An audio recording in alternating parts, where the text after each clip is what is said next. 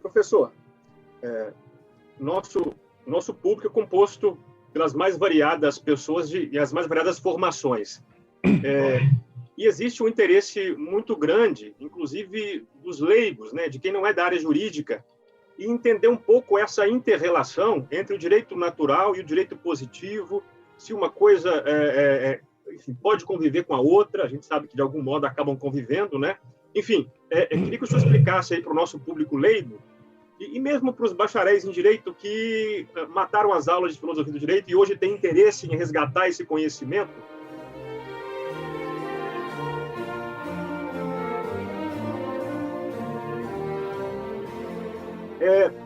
De que modo o positivismo jurídico passou por uma crise. Eu acho que essa crise ela pode ser muito bem simbolizada, entre tantas outras circunstâncias, por aquela frase do Adolf Eichmann, né, que foi um oficial nazista, que, justificando aquilo que fizera durante a Segunda Guerra Mundial, disse que estava apenas cumprindo as leis.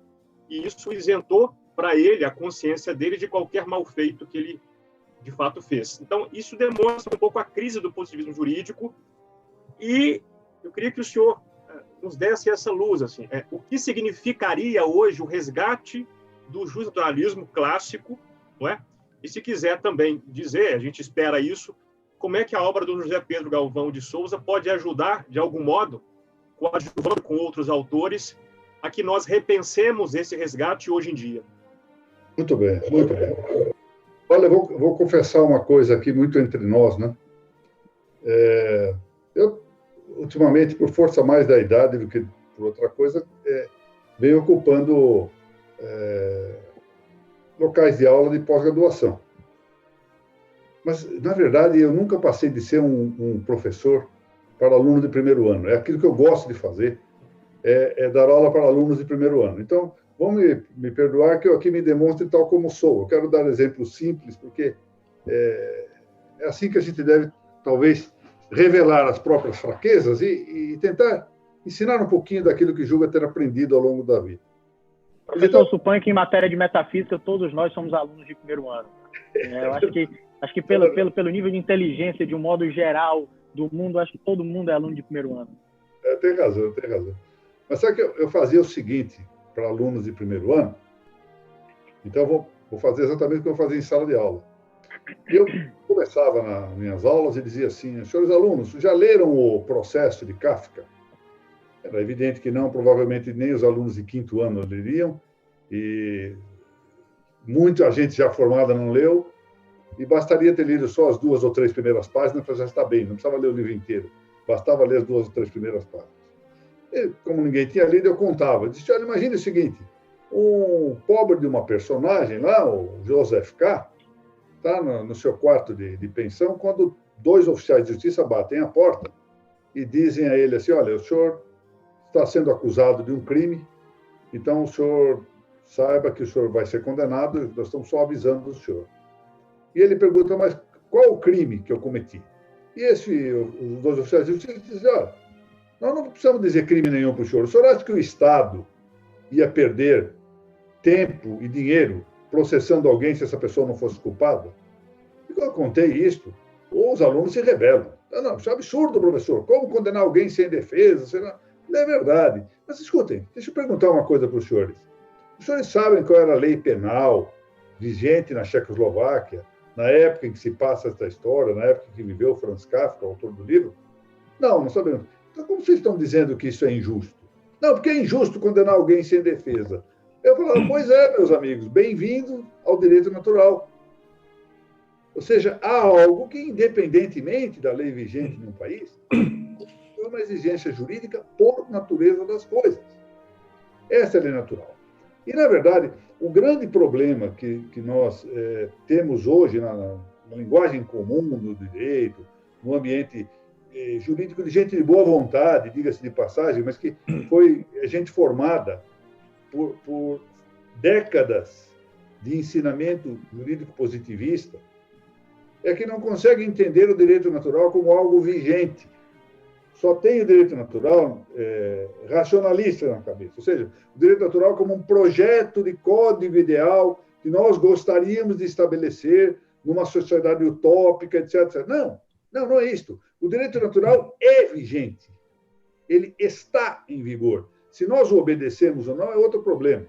Como também eu posso passar com um automóvel por um semáforo com sinal vermelho, e não é por isso que a lei de trânsito não está em vigor. Ou seja, eu faço a ruptura da lei, mas ela está em vigor. O direito natural também. E o direito positivo, que aí está, deve obediência a esse direito natural. Só existe porque o direito natural existe. E é a exigência do direito natural a exigência do direito positivo. Portanto, não se põe o problema de imaginar que o direito natural é algo que exclui o direito positivo. Não, os dois são vigentes. Vou dar um outro exemplo. Vou pegar um crime de caráter universal, que é crime por substância. É outra coisa que os positivistas também não admitem mais, que todo crime é só definido em lei. Não, há um crime por substância. Por exemplo, substancialmente, o homicídio de inocente é crime. Isso inclui o aborto, diga-se de passagem. O homicídio de inocente é crime.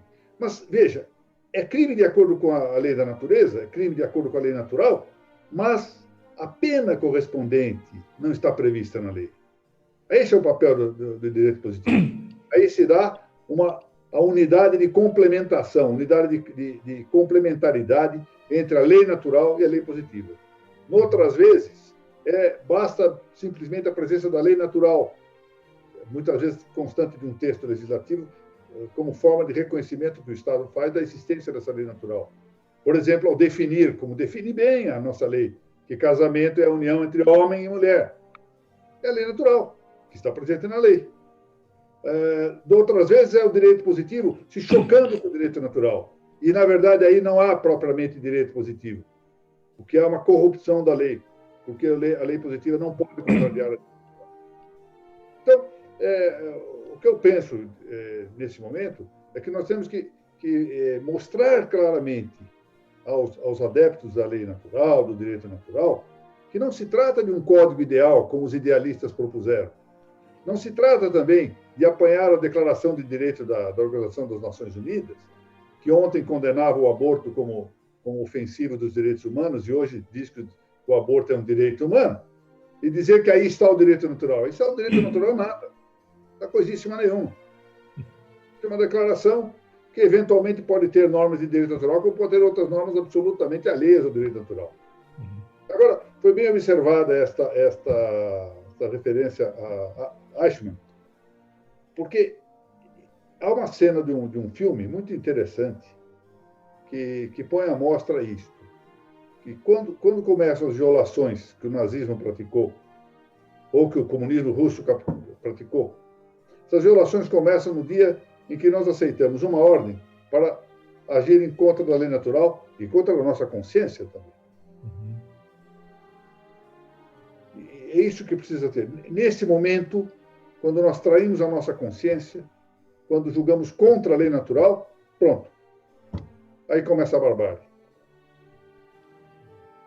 Perfeito. Não sei se a explicação ficou clara. Perfeito, professor. Perfeito.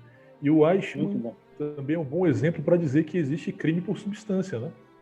Pois é. Ele foi condenado cumprindo a lei. Condenado com justiça, tendo cumprido a lei. Conhece o trabalhinho magnífico, está naqueles 5 minutos de filosofia, que o Radbruch escreveu e mandou para os alunos de Heidelberg. O Radbruch era positivista, normativista. Sim. Quando ele viu essas barbaridades, ele mesmo fez uma pequena apostila. Tá naquela edição da portuguesa da obra dele, Filosofia do Direito, no 2º tomo, está lá no final. Sim. E ele fala isso, que ali era cumprimento da lei do soldado. A lei do soldado é essa, cumpre e acabou.